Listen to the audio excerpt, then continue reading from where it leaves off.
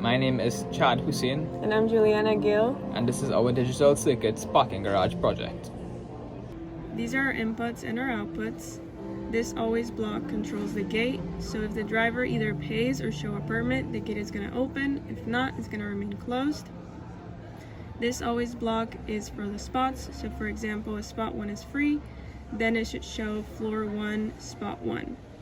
If that spot 1 becomes taken, but spot 2 is free, then it's going to show floor 1, spot 2.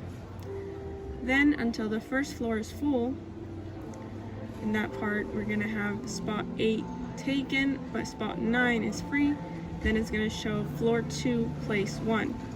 And so on until the garage is full, where the gate is not going to open and it's going to show 2 dashes. So this always block is to control if there's access, if all the spots are taken. So if all these spots are taken, then there will be no access, and else if not, then there will be access if the driver pays or uses a permit. This next part is about the clock for the 7-segment displays. So there's a very large 20-bit refresh counter and an ANN, which will be used as the last 2 bits of the refresh counter. So as the positive edge of the clock changes, the counter would add 1, and then ANN would be the last 2 bits of the counter. So when it's 00, then this will light up the rightmost 7-segment display, and as the parking spot changes, so when it's 1, the 7-segment would be 1, when it's 2, it will be 2, and so on. And this part right here is if both floors are filled, then the 7-segment will show nothing. Next, if the AN is 01, then the second rightmost 7-segment display would be on, and it will display the floor number. So if it's 00, then there will be 0. If it's a 1, then the 7-segment will show 1, and then this will show 2. And for the last 2 cases, all the 7-segment displays will be off. Finally, as seg variable changes, from 0, the 7-segment will display a dash. If it's 1, this means that the 7-segment will display a 1, and 2, 3, 4, 5, all the way to 0.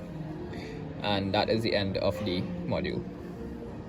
This button is the payment, this one's the permit, the switches are the spots, this LED is the floor, and this one shows the place number or the spot.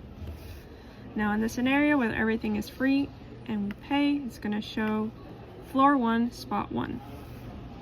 Then spot 1 becomes taken, it's going to show floor 1, spot 2.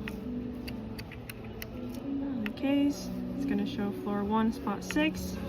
And then when the first floor is full, it's going to show floor 2, spot 1. So the same thing with floor 2. If the first spot gets taken, it will show floor 2, spot 2,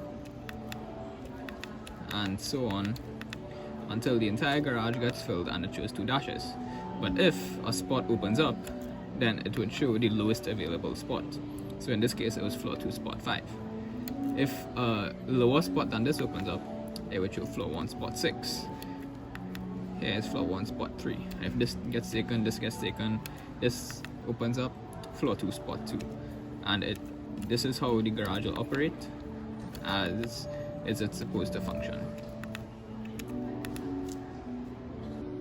Alright, so lastly, if the gate is full, then it would show 2 dashes and there would be no LED access lit up, as compared to if there was a free spot, then there was of LED lighting up.